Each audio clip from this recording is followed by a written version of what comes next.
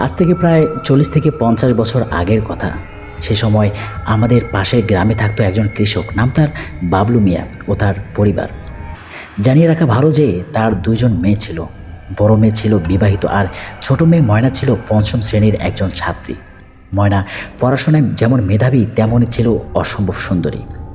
ময়নার স্কুল ছিল তাদের গ্রামের প্রায় শেষ প্রান্তে। সেই স্কুলে যাওয়ার পথে একটা পুল বা ছোটোখানি ব্রিজ পার হয়ে যেতে হতো। পুল থেকে সামান্য দূরে একটা চায়ের দোকান আছে, সেখান থেকে স্পষ্ট পুলটি দেখা যায়। প্রতিদিন অনেক মানুষ সেই পুলের উপর দিয়ে যাওয়া আসা করলেও একদিন ঠিকই বিপত্তি বেঁধে যায়। কোনো একদিন ময়না স্কুল থেকে আসার পথে পুলের উপর দিয়ে না গিয়ে পাশের বিল দিয়ে হেঁটে আসে। সেদিন বিকাল গড়িয়ে সন্ধ্যা হয়ে যায়, কিন্তু ময়না আর ঘরে ফিরে আসে না। ময়নার বাবা মা চিন্তায় পড়ে যান। রাত যখন 8-9টা বাজে তখন বাবলু মিয়া একটা টর্চ হাতে নিয়ে বেরিয়ে পড়েন ময়নার খোঁজে।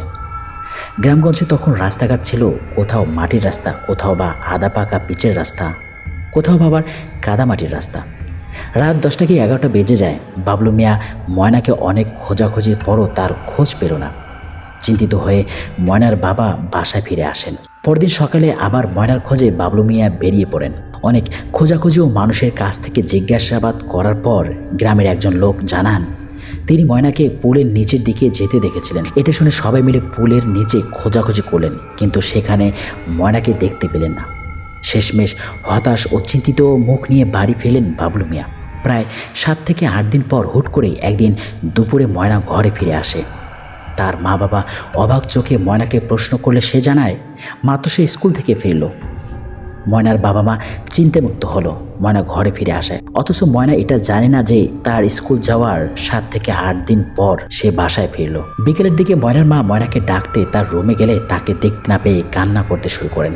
আবারও ময়নাকে খোঁজাখুঁজি শুরু হলে সেই চায়ের দোকানদার জানান তিনি দূর থেকে ময়নার মতনই 8 থেকে 9 বছর বয়সে একটি মেয়েকে পুলের নিচের দিকে যেতে দেখেছেন। পুলের নিচে আবারও খোঁজা হলে কিছু পাওয়া যায় না। এভাবেই প্রায় 1-1.5 মাস কেটে যায়। ময়না হুটহাট করে ঘরে ফিরে আসে, আবার চলে যায় সন্ধ্যা বা মধ্যরাতে সেই পুলের নিচে। তার কিছু মনে থাকে না সে কোথায় যায়, কোন জায়গা থেকে ফিরে আসে। মানুষ সন্ধ্যার পর থেকেই সেই পুল দিয়ে যাওয়া আসা বাদ দিয়ে দেয়। এই ঘটনা ঘটার পর থেকে এরকমই একদিন ময়না ফিরে আসলে তার বাবা এক হুজুর নিয়ে বাড়িতে আসেন। হুজুর পুরো ঘটনা শুনে বলেন ময়নার উপর এক পুরুষ জিনের নজর পড়েছে। সেই ময়নাকে ওই দিন নিয়ে চলে গিয়েছিল, আর ময়নাকে কোনো ক্ষতি সে করবে না, কারণ ময়নাকে তার পছন্দ হয়েছে। হুজুর কিছু তাবিজ ময়নার হাতে ও গলায় পরিয়ে দেন এবং বলেন ভুলেও যেন সেই তাবিজ খোলা না হয়। যদি কেউ ভুলবশত খুলে দেয় সেই তাবিজ, তাহলে ময়নাকে আবারও সেই জিনটি নিয়ে যাবে। ময়নার বড় বোন ও তার সন্তানরাও বাড়িতে সেদিন ছিলেন। ময়নার রাতে তার বড় বোন ও বোনের মেয়ের সাথে ঘুমায়। হঠাৎ করে মধ্যরাতে একটা আওয়াজ শোনা যায়। বাহির থেকে কে যেন বলছেন ময়নার তাবিজ যেন খুলে দেওয়া হয়, না হলে খারাপ কিছু হবে।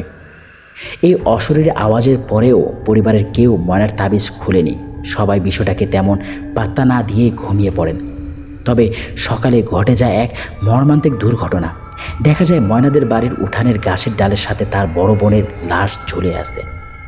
তার ঠিক পরের রাতে আবারও সেই একই আওয়াজ শোনা যায়। ভয় পেয়ে ময়নার মা তাবিজ খুলে দেন, আর পরক্ষণেই ময়না উধাও হয়ে যায়। কেউ জানে না সে কিভাবে কোথায় চলে গিয়েছে। কিছুদিন পর আবার ময়না ফিরে আসে। এবার আবার বাবলু মিয়া হুজুরের কাছে সব কিছু বলেন। হুজুর ময়নাকে 7টা পর্দার ভেতর বসিয়ে রেখে বিভিন্ন দোয়া দরুদ পাঠ করে তার প্রতিটা পর্দার পেছনে একজন করে মানুষ দাঁড় করিয়ে রাখেন। কিন্তু তাও ঠিক মধ্যরাতে দেখা গেল ময়না পর্দার ভেতর থেকেই নেই, অথচ কেউ তার চলে যাওয়া বিন্দুমাত্র টের পায়নি। এভাবে ময়না ফিরে আসে হুট করে, আবার হুট করে সে চলে যায়।